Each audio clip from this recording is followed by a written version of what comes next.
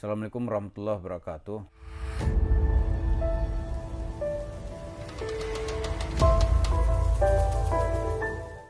Para pemirsa, ini membahas Mansur ini dalam dunia lucu-lucuan tuh nggak pernah habis. Gitu.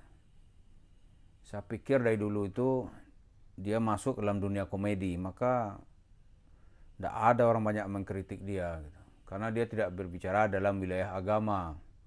Ya dunia komedi, dunia lucu-lucuan gitu. Nah, Mansur ini lebih senangnya itu sebagai seorang komedian gitu. Kalau dia suka melucu, melawak, ya orang senang. Tapi sekarang dia menjadi persoalan karena agama dibawa dalam lucu-lucuan. Nah, saking kenapa itu terjadi gitu. Dari sisi psikologis dapat kita lihat dia tuh sudah sangat frustasi. Ini cerita apa lagi gitu. Ini serangan dari mana-mana tuh datang terus. Nah yang terakhir, dia mencoba masuk ke dunia yang sebetulnya ya akrab di tengah masyarakat, tapi itu sebetulnya bukan dunianya dalam wilayah agama atau ustadz. Apa itu? Dunia perdukunan. Di Mansur itu seperti seorang dukun. Apakah dia itu sebagai seorang dukun yang berbaju ustadz atau ustadz yang merambah dunia dukun gitu. Karena ada juga sekarang ini sebagian teman-teman kita dia dokter gitu. Tapi dia suka menganalisis dari sisi perdukunan gitu. Maka disebut dengan terkun. Dokter. Tapi dia suka bergaya seperti dukun gitu. Nah, kalau begini tatkun atau kuntat gitu. Tatkun itu dia ustadz tapi berlagak seperti seorang dukun gitu. Atau sebaliknya, dia itu sebenarnya dukun gitu. Tapi membawa-bawa istilah ustadz. Nah, dokter saya yang tadi itu, ini kalau ada pasien itu pendekatannya nggak semata-mata dia pendekatan medis gitu. Itu dia tanya orang, ibu, dia tanya misalnya seorang ibu-ibu yang konsultasi, ini nggak sembuh-sembuh ibu ini nih. Mulai dia tanyain kehidupannya, keluarganya, suaminya. Akhirnya diambil kesimpulan, ibu tuh kalau saya lihat analisis nih katanya, itu suami ibu tuh saya kira punya will itu. Iya dok, ibu tahu. Saya menduga. Ini saya kasih tahu ibu ya gitu. Ada, dia emang ada bu, tapi ibu tenang aja, nanti penyakit ibu sembuhkan dulu. Ibu makan obat saya ini. Itu ada kawan saya. Maka kita menamakannya dengan teman-teman itu udah bawa belum ke terkun gitu. Dokter dukun gitu.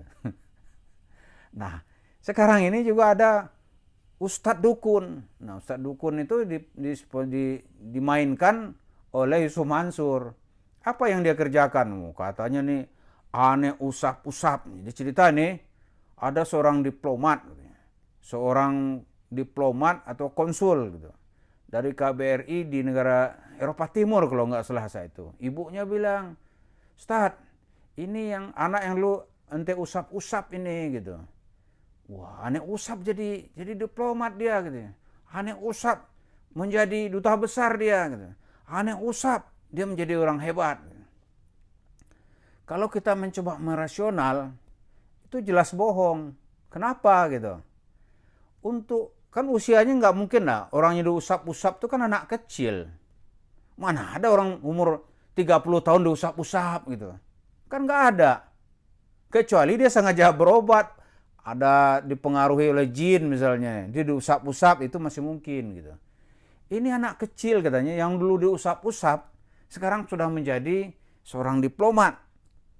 Tapi siapa orangnya? Itu pasti nggak akan pernah ada gitu. Karena orang yang diusap itu umumnya anak kecil. Nah, sementara untuk menjadi seorang diplomat ya, diplomat itu umurnya mungkin sekitar 40 tahun. Seusia lah dengan usia Yusuf Mansur. Itu anak kecil dulu kita yang ustadz usap-usap, sekarang udah jadi diplomat. Berarti ada perbedaan usia yang jauh. Ya, ada perbedaan usia yang jauh. Jadi analisis kita, orang untuk menjadi seorang diplomat, contohnya ya, orang masuk Deplu itu kan nggak ada yang tamat SD. Syarat minimal untuk seorang diplomat, ijazahnya harus S1. Harus S1.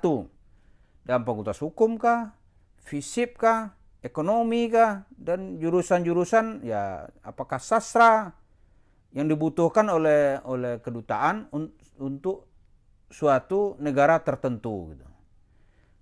S1 tuh umur berapa? Kalau di kota-kota orang S1 mungkin umur 22 tahun.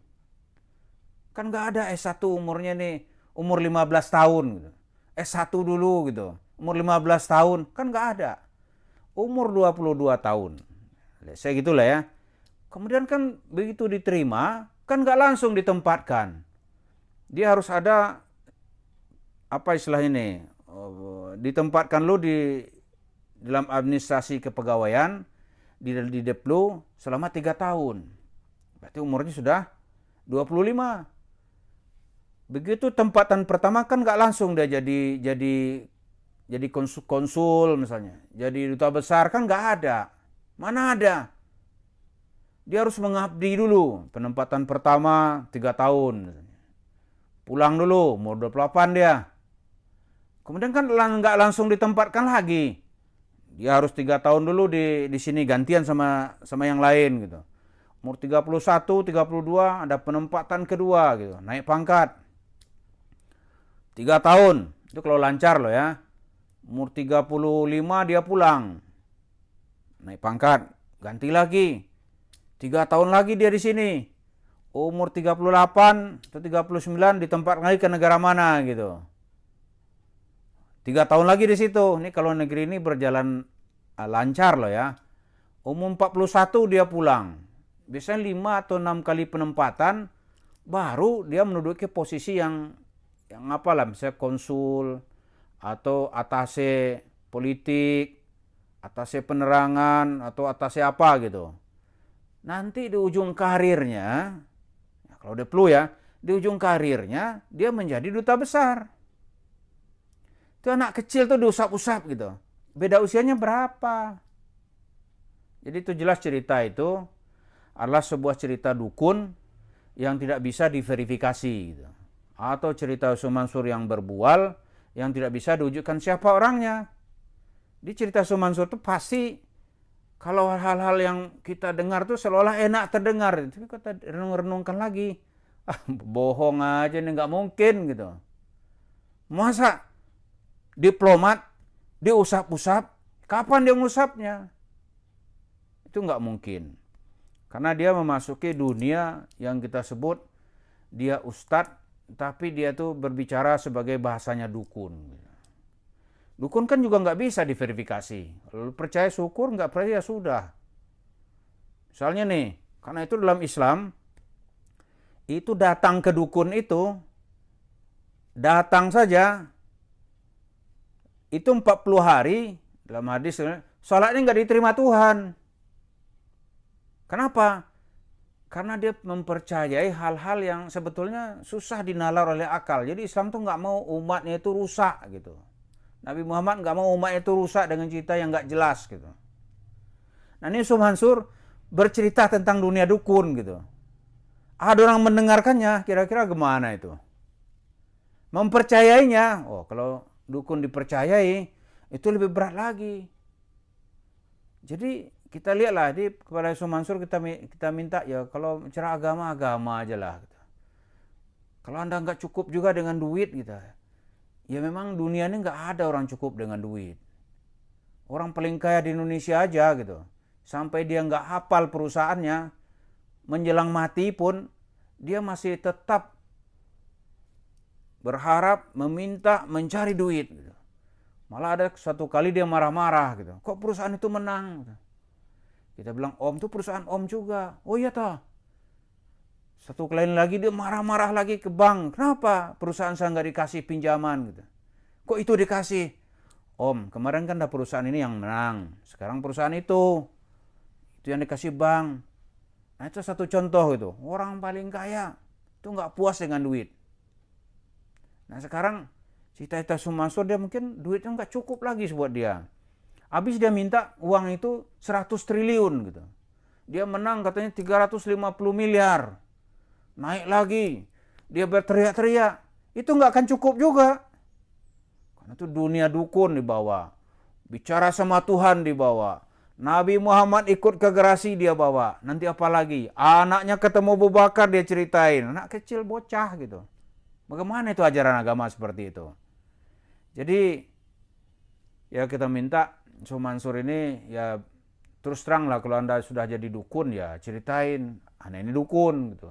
Jangan mencampur adukkan ini ustadz, ini dukun, atau kuntat, dukun ustadz, atau tatkun gitu. Ustadz tapi sebenarnya dia tuh seorang dukun gitu. Itu masuk ke dunia perdukunan, itu merusak keyakinan mayoritas masyarakat kita.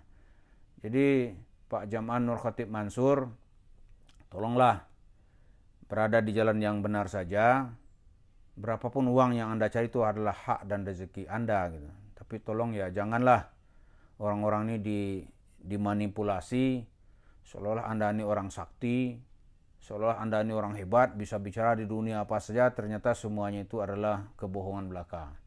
Dalam dunia bisnis juga nggak jelas, dunia agamanya ngawur gitu. Jadi dengan demikian ya semua kita membentengi diri supaya tidak terjatuh ke dalam kesesatan dan kekeliruan yang diajarkan oleh Yusuf Mansur. Terima kasih. Assalamualaikum warahmatullahi wabarakatuh.